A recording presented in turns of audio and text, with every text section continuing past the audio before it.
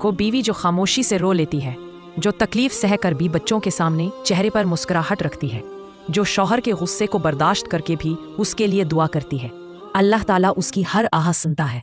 और ए शौहर, अगर तुम ये समझते हो कि बीवी कुछ बोलती नहीं तो उसे कुछ महसूस नहीं होता, तो याद रखो, अल्लाह उसके दिल का हाल जानता है, उसके आंसू गिनता है, उसकी बेबसी नोट करता है और तुम्हारा हिसाब तैयार कर रहा है।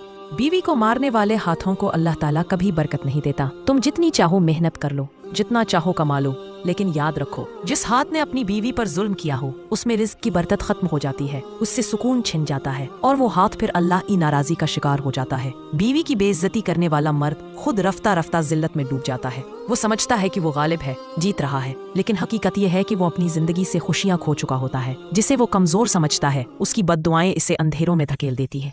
बीवी को रातों रात रुलाकर सोने वाला शौहर रोजे महशर उसके हर आंसू का हिसाब देगा। अल्लाह ताला हर आंसू को गिन रहा है, हर जख्म को देख रहा है, हर दिल टूटने की सदा उसके अर्श तक पहुंचती है। और याद रखो, जब वो बद्दुआ करती है तो उसके और रब के दरमियान कोई हिजाब नहीं होता।